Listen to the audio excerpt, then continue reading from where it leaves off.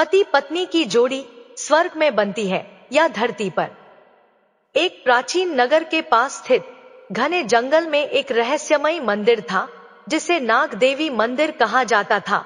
यह भी कहा जाता था कि वहां एक नाग कन्या वास करती थी जो श्रापित थी और उसे मुक्ति पाने के लिए एक विशेष कार्य करना था, लेकिन कोई नहीं जानता था कि वह कार्य क्या था। इस मंदिर के पास बसे गांव में एक युवा राजकुमार मृगांक आया जिसे रहस्य को सुलझाने और अनदेखी दुनिया को जानने की जिज्ञासा थी। एक दिन उसने मंदिर के अंदर जाने की ठानी और यहीं से शुरू हुई उसकी एक अनोखी यात्रा। गहरे जंगल में स्थित नाग देवी मंदिर वर्षों से वीरान पड़ा था। इस मंदिर के बारे में अजीब बातें प्रचलित थी। कहा जाता था कि यहाँ एक नाग कन्या का वास है जो शापित है और अपने उद्धार की प्रतीक्षा कर रही है। राजकुमार मृगांक का मन हमेशा रहस्य को सुलझाने में लगता था।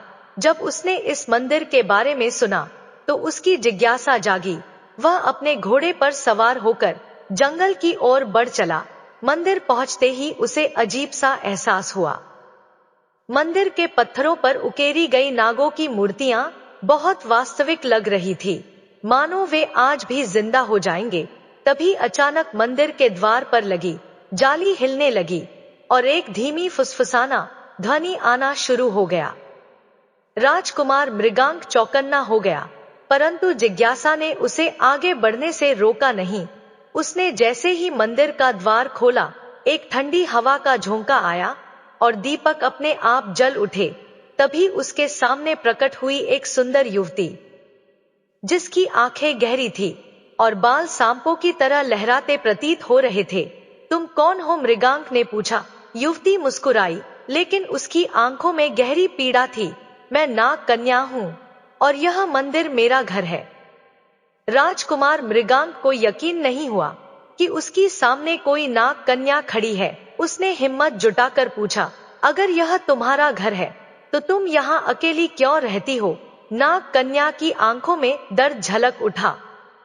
उसने गहरी सांस ली और कहा, सदियों पहले मैं एक साधारण कन्या थी, लेकिन एक महायुद्ध में मैंने नाग देवता को क्रोधित कर दिया। क्रोध में उन्होंने मुझे शाप दे दिया कि मैं आधी नाग और आधी मानव बनकर इस मंदिर में कैद रहूंगी जब तक कोई योद्धा मुझे मुक्त ना करे। मृगांक को यह सुनकर हैरानी हुई। तुम्हें मुक्त कैसे किया जा सकता है? नाग कन्या की आंखों में आशा की एक किरण चमकी। मुझे इस शाप से मुक्त करने के लिए तुम्हें 3 कठिन परीक्षाएं देनी होंगी, लेकिन याद रखना, इन परीक्षाओं में असफल होने का अर्थ है मृत्यु। राजकुमार मृगांक के चेहरे पर संकल्प स्पष्ट था। उसने कहा, मैं तैयार हूँ। नागकन्या ने अपनी आंखें बंद की और मंदिर की दीवारों से एक विशाल काला नाग प्रकट हुआ। उसकी आंखों से आग जैसी लाल रोशनी निकल रही थी। यह नाग मेरे रक्षक है, नाग कन्या बोली। यदि तुम इसे हरा सको तो पहली परीक्षा पार कर लोगे। नाग फुफकारता हुआ मृगांक की ओर बढ़ा। मृगांक ने तलवार निकाल ली और सतर्क हो गया। नाग ने बिजली की तेजी से उस पर हमला किया, लेकिन मृगांक ने छलांग लगाकर खुद को बचा लिया। यह लड़ाई कठिन थी। नाग बहुत शक्तिशाली था और उसकी हर चाल को भांप लेता था, लेकिन मृगांक को याद आया कि सांप आग से डरते हैं। उसने पास पड़े मशाल को उठाया और नाग के सामने लहराया। नाग एक पल के लिए पीछे हटा और यही मौका था। मृगांक ने अपनी तलवार से उसकी गर्दन पर वार किया। नाग धरती पर गिर पड़ा और धीरे धीरे धूल में बदल गया। नाग कन्या मुस्कुराई, तुमने पहली परीक्षा पास कर ली, लेकिन अगली परीक्षा इससे भी कठिन होगी। नाग कन्या ने मंदिर के पिछले हिस्से की ओर इशारा किया। वहां एक आग का पुल था जो उफनती लपटों से घिरा था। इस पुल को पार करना असंभव है, नाग कन्या ने कहा, लेकिन अगर तुम कर सको तो दूसरी परीक्षा पूरी हो जाएगी। मृगांक ने निश्चय किया कि वह यह भी करेगा। उसने एक लंबी सांस ली और दौड़ते हुए पुल पर चढ़ गया। आग की लपट हर ओर भड़क रही थी। जरा सा संतुलन बिगड़ने पर गिरने का खतरा था, लेकिन राजकुमार मृगांक ने अपनी गति बनाए रखी। और आखिरकार पुल के दूसरी तरफ पहुंच गया। नाग कन्या ने सिर झुकाया। अब आखिरी परीक्षा बची है। आखिरी परीक्षा सबसे कठिन थी। नाग कन्या ने मृगांक को एक विशाल सोने की नाग मूर्ति की ओर इशारा किया। इस मूर्ति को स्पर्श करना असंभव है। उसने कहा, जो भी इसे छूने की कोशिश करता है वह पत्थर का बन जाता है। मृगांक ने गौर से देखा। मूर्ति के चारों ओर कई लोगों की पत्थर की मूर्तियां थी, लेकिन उसे याद आया कि पुरानी कहानियों में कहा जाता था कि सच्चे दिल वाले व्यक्ति को कोई शाप नहीं लगता। मृगांक ने अपनी आंखें बंद की, मन में विश्वास रखा और धीरे से मूर्ति को छू लिया। एक तेज चमक उठी, मूर्ति कंपन करने लगी और मंदिर की दीवारों से नागों के चित्र जीवंत हो गए। मंदिर में बंधी सारी शापित आत्माएं मुक्त हो गई और सबसे बड़ी बात, नाग कन्या भी मुक्त हो गई। उसके चेहरे पर खुशी थी। तुमने मेरा श्राप तोड़ दिया, उसने मृगांक से कहा। मंदिर रोशनी से भर गया और नाग देवता का स्वर गूंजा। तुमने अपनी बहादुरी से इस मंदिर को श्राप मुक्त किया। अब तुम्हें अनंत शक्ति का आशीर्वाद दिया जाएगा। मृगांक ने मुस्कुराकर नाग कन्या की ओर देखा। अब वह दोनों स्वतंत्र थे। शाप से मुक्त होने के बाद नाग कन्या की आंखों में खुशी के आंसू थे, लेकिन उसके चेहरे पर हल्की चिंता भी थी। मृगांक ने मुस्कुराकर पूछा, अब तो तुम आजाद हो, फिर भी उदास क्यों हो? नाग कन्या ने गहरी सांस ली और कहा, मैं आजाद जरूर हो गई, लेकिन मेरी असली यात्रा अब शुरू होती है। मुझे नागलोक लौटना होगा। तभी अचानक मंदिर के बीचों बीच जमीन कांपने लगी। वहां एक विशाल सुनहरी नाग प्रकट हुआ। उसकी आंखों से दिव्य प्रकाश निकल रहा था। नाग कन्या, तुम्हारी मुक्ति का समय आ गया है। नागलोक के दरवाजे खुल चुके हैं। नाग कन्या ने मृगांक की ओर देखा और कहा, क्या तुम मेरे साथ नागलोक चलोगे? मृगांक अचंभित रह गया। एक ऐसी दुनिया जो अब तक केवल लोक कथाओं में सुनी थी, वहां जाने का अवसर मिल रहा था। उसने बिना सोचे समझे कहा, हाँ, मैं तुम्हारे साथ चलूंगा। मृगांक और नागकन्या एक सुनहरी रोशनी में लिपटे और पलक झपकते ही एक अलग ही लोक में पहुंच गए। नागलोक के चारों तरफ विशाल महल थे, जिनकी दीवारें चमचमाते नगीनों से बनी थी। यहाँ नाग देवताओं के सुंदर मंदिर थे और नागराज का भव्य सिंहासन दूर से दिखाई दे रहा था। नागकन्या ने बताया, यहाँ नागों का शासन है, पर यह स्थान अब खतरे में है। मृगांक ने पूछा, कैसा खतरा? नागकन्या ने गंभीर स्वर में कहा, एक शक्तिशाली असुर काल सर्प ने नागलोक पर अधिकार करने की योजना बनाई है। उसे रोकने वाला अब तक कोई नहीं आया, पर शायद तुम हमारी मदद कर सकते हो। मृगांक ने कहा, अगर नागलोक पर संकट है तो मैं तुम्हारे साथ लड़ूंगा। नागलोक के राजा नागराज वासुकी ने मृगांक को देखा और कहा, तुम वही हो जिसने नाग कन्या को मुक्त किया। तुम्हारी हिम्मत की परीक्षा अब असली युद्ध में होगी। तभी अचानक जमीन हिलने लगी। एक भयंकर गर्जना के साथ आकाश में काल सर्प प्रकट हुआ। एक विशाल नाग जिसकी आंखों में रक्त जैसा लाल रंग था और शरीर पर काली ज्वालाओं की लपटें उठ रही थी। आज नागलोक मेरा होगा, काल सर्प की आवाज गूंजी। नाग कन्या ने कहा, मृगांक, यही हमारी सबसे बड़ी परीक्षा है। अगर हम इसे हरा सके तो नागलोक बच जाएगा। मृगांक ने तलवार निकाला और बोला, मैं पीछे नहीं हटूंगा। अब नागलोक का सबसे भयानक युद्ध शुरू होने वाला था। काल सर्प का भयानक स्वर गूंज रहा था। उसकी फुफकार से नागलोक की धरती कांपने लगी।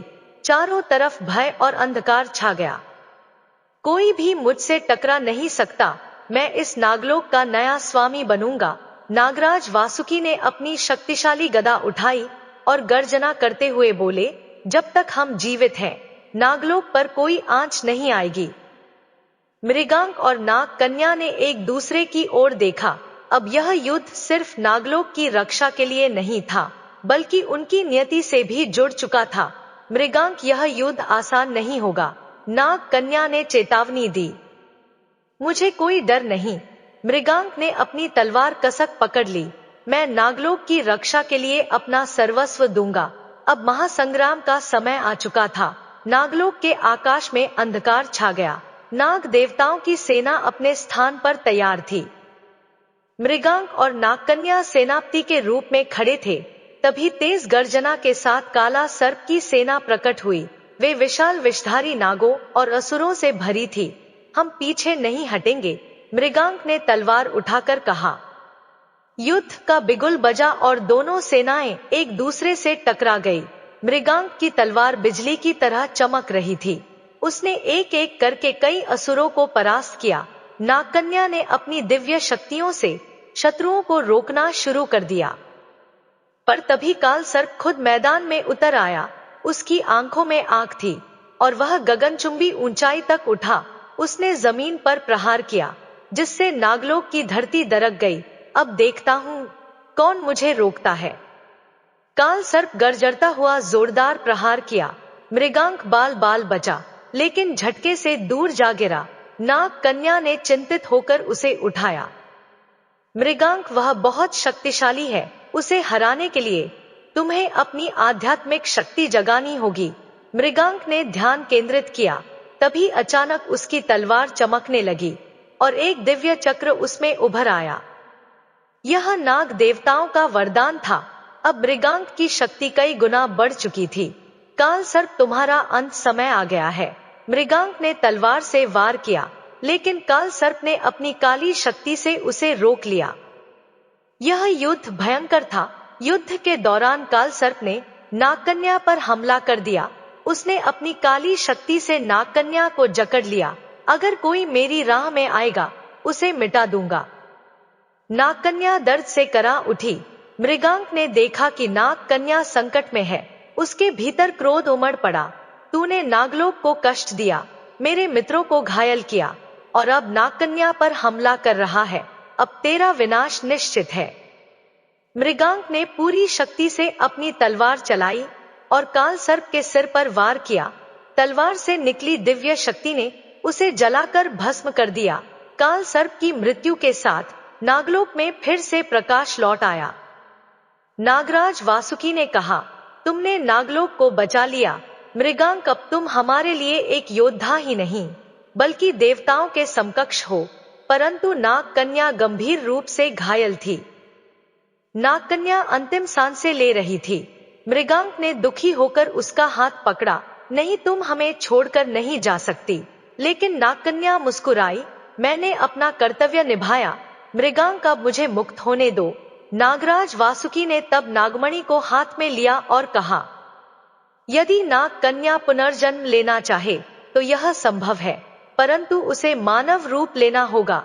मृगांक ने तुरंत कहा, हाँ, मैं चाहता हूँ कि नागकन्या फिर से जन्म ले। नागराज ने नागमणि की शक्ति से नागकन्या को पुनर्जीवित कर दिया, लेकिन अब वह एक साधारण स्त्री बन चुकी थी। मृगांक ने उसे सहारा दिया और कहा, अब यह कहानी सिर्फ नागलोक की नहीं, बल्कि हमारी भी है। नागलोक अब सुरक्षित था। काल सर्प का अंत हो चुका था। मृगांक और नागकन्या ने नागलोक को प्रणाम किया और पृथ्वी पर लौट आए। नागलोक में काल सर्प के अंत के बाद अब चारों ओर शांति थी। मृगांक और नागकन्या, जो अब एक साधारण मानव बन चुकी थी, नागराज वासुकी के सामने खड़े थे। नागराज वासुकी ने मुस्कुराते हुए कहा, तुम दोनों ने नागलोक को बचाया है। यह तुम्हारा कर्तव्य ही नहीं, तुम्हारा प्रेम भी था, जो तुम्हें एक साथ ले आया। मृगांक ने नागकन्या की ओर देखा। मैं तुमसे एक सवाल पूछना चाहता हूँ। अब जब तुम मानव बन चुकी हो, क्या तुम मेरे साथ पूरी जिंदगी बिताने के लिए तैयार हो? नागकन्या की आंखों में आंसू आ गए। उसने मुस्कुरा कर कहा, मैंने अपनी पूरी जिंदगी नागलोक और अपने शाप से लड़ने में बिताई, लेकिन अब जब मैं मुक्त हूँ, तो मैं अपना जीवन तुम्हारे साथ बिताना चाहती हूँ। मृगांक, नागराज वासुकी ने दोनों को आशीर्वाद दिया और कहा, तुम दोनों का विवाह होगा और यह विवाह नागलोक और पृथ्वी के बीच प्रेम का प्रतीक बनेगा। नागलोक में पहली बार एक मानव और पूर्व नाग कन्या का विवाह हो रहा था। यह एक ऐतिहासिक क्षण था। सभी नाग देवता और नागलोक के निवासी इस विवाह के साक्षी बने। मृगांक ने नाग कन्या का हाथ थामा और मंत्रों के उच्चारण के बीच दोनों का पवित्र विवाह संपन्न हुआ। नागराज वासुकी ने आशीर्वाद देते हुए कहा, तुम दोनों का जीवन सुखमय हो। यह विवाह नागलोक और मानव लोक के बीच एक नई शुरुआत का प्रतीक होगा। विवाह के बाद मृगांक और नागकन्या पृथ्वी पर लौट आए, जहां उन्होंने एक साधारण लेकिन खुशहाल जीवन बिताया। इस तरह एक नाग कन्या जो शापित थी और एक साधारण युवक जिसने अपने साहस से पूरे नागलोक को बचाया, एक दूसरे के जीवन साथी बने। उनकी कहानी अब किंवदंती बन चुकी थी, जिसे सदियों तक सुनाया जाता रहेगा, और इस तरह नागकन्या का शाप हमेशा के लिए समाप्त हो गया। मित्रों, लोगों का मानना है कि जोड़ियां स्वर्ग में बनती हैं, लेकिन इन्हें निभाना धरती पर होता है। ठीक ऐसे ही इस कहानी में भी हुआ है। राजकुमार मृगांक का जोड़ी नागकन्या थी, इसलिए वह उस मंदिर में नागकन्या के पास पहुंच ही गया। मित्रों, पति पत्नी ही नहीं, बल्कि इस संसार का हर रिश्ता हमारे लिए ऊपर वाला तय करके भेजता है। हम इंसान तो बस उनके हाथों की कठपुतलियां मात्र हैं। मित्रों, कहानी कैसी लगी? कमेंट बॉक्स में कमेंट करके जरूर बताएं। वीडियो को लाइक शेयर करें और हमारे चैनल को सब्सक्राइब करें। आप सभी का धन्यवाद।